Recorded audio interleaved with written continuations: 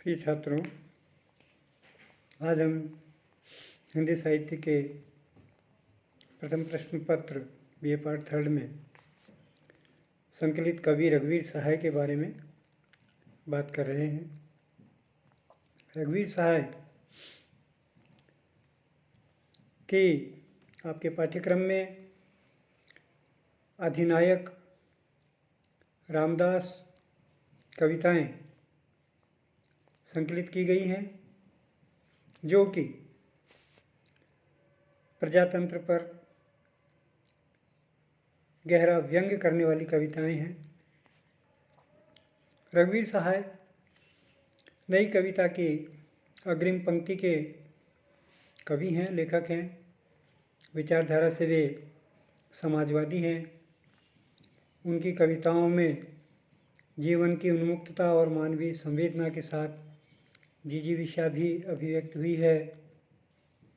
रामदास कविता में एक सामान्य जन की हत्या के संदर्भ में उपेक्षितों और शोषितों के प्रति करुणा उड़ेली गई है। हमारे समाज में सर्वत्र असमानता, शोषण और असुरक्षा का जो भाव है, उनके बारे में इनकी कविताओं में हमें पढ़ने को मिलेगा, देखने को मिलेगा।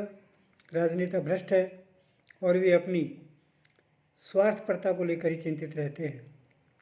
राजनेता जनता को आश्वासन देते हैं और वे भयानक से भयावह स्थिति को भी अत्यंत छोटी लघु दर्शाते हुए उसे हंसी में उड़ा देते हैं। इस कविता में भी ऐसा ही परिवेश लेखक ने प्रस्तुत किया है। कवि ने समकालीन शहरी परिवेश की भयावहता और शासन तंत्र के निठल्लेपन का स्पष्ट वर्णन किया है। आपराधिक तत्व किसी का सरेआम अहित कर देते हैं, परंतु उन्हें रोकने वाला कोई नहीं है।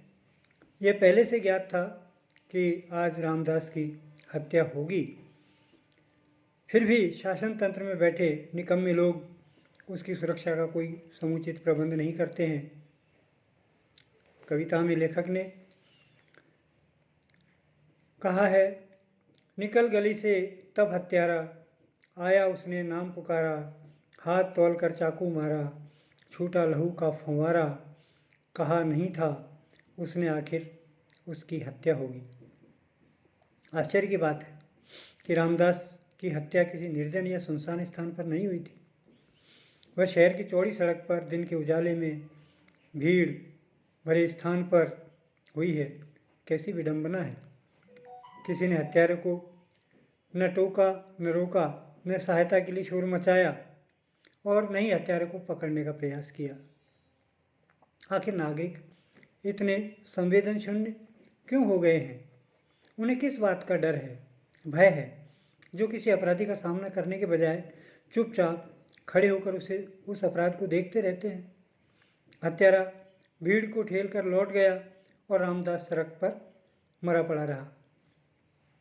लेखक ने भीड़ ठेल कर लौट गया, वह मरा पड़ा है, रामदास ही है, देखो देखो बार बार कहे, लोग निडर उस जगह खड़े रहे, लोग लगे बुलाने उन्हें जिन्हें संशय था हत्या होगी।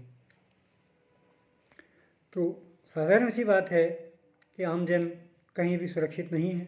समाज में भ्रष्टाचार और अव्यवस्था का वातावरण आज भी है, जहां व्यक्ति अपने को सुरक्षित होने का पूरी तरह से सुरक्षित नहीं मानता। अपने आप के सुरक्षित होने का भाव व्यक्ति के मन में देखने को नहीं मिलता है।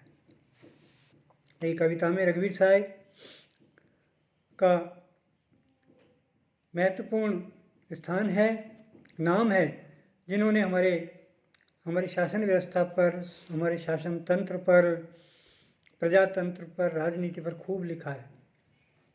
उन्होंने अपने समय की शासन व्यवस्था, समाज और राजनीति को गहराई से अनुभव किया है, परखा है। आज़ादी के बाद असमान भारतीय समाज के सामंती मूल्यों के प्रति कवि का चिंतन है। वो पाठ्यक्रम में संकलित कविताओं के माध्यम से हम देख सकते हैं, स्पष्ट होता है। अधिनायक कविता में भी भारतीय जनमन की भावनाओं को लेखक ने इन शब्दों में प्रयुक्त किया है। कौन कौन वह जन गण मन, अधिनायक वह महाबली, डरा हुआ मन बेमन जिसका बाजा रोज बजाता है। रघुवीर शाही ने अपने काव्य में भारतीय शासन व्यवस्था एवं नेताओं पर भी तीखा व्यंग किया है। संसद एक मंदिर है जहाँ किसी को द्रोही कहा नहीं जा सकता, दूध पिए मुँह पहुँचे आ बैठे। रामदास नामक कविता में भी भारतीय शासन पुलिस व्यवस्था और लोगों की मानसिकता पर कड़ा प्रहार देखने को मिलता है। आत्महत्या के विरुद्ध कविता में कवि ने स्वातंत्र्योत्तर भारत में विकसित भ्रष्टाचारी मनोवृत्ति और विभिन्न प्रकार की स्थितियों को उनके यथार्थ रूप में ही उद्घाटित किया है। आज यदि अस्पताल में अथवा शिक्षा के क्षेत्र में कोई व्यक्ति आता है तो उसकी स्थिति, शिक्षा, उन्नति के विषय में जानकारी करने के लिए यह पूछा जाता है कि वह किस राजनेता या किस अफसर का आदमी है। यदि वह सिफारिशी है तो उसके आधार पर ही उसको समस्या से मुक्ति दिला दी जाती है।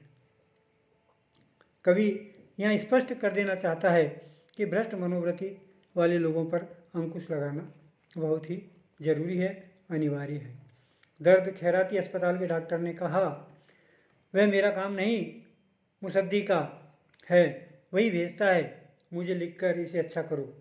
जो तुम बीमार हो तुमने उसे खुश नहीं किया होगा, अब तुम बीमार हो तो उसे खुश करो, कुछ करो। तो इस तरह साफ साफ शब्दों में लिखने वाले रघुवीर शाही, जहाँ राजनेताओं के लिए मुसद्दी लाल नाम अत्यधिक सटीक और व्यंग्यात्मक है, इस कविता में लोकतंत्र